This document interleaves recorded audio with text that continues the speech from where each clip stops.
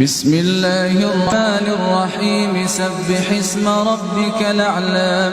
الذي خلق فسوى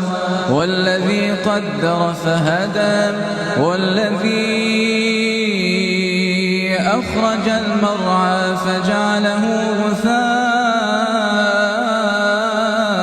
نحوا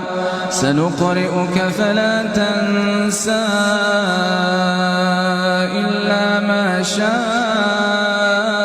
الله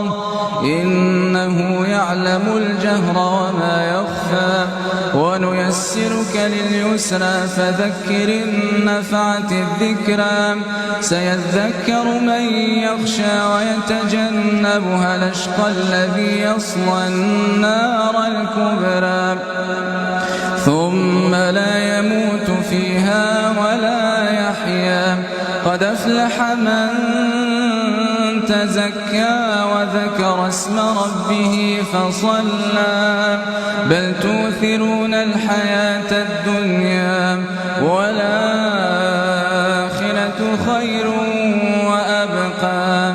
إن هذا لفي الصحف الأولى صحف إبراهيم وموسى.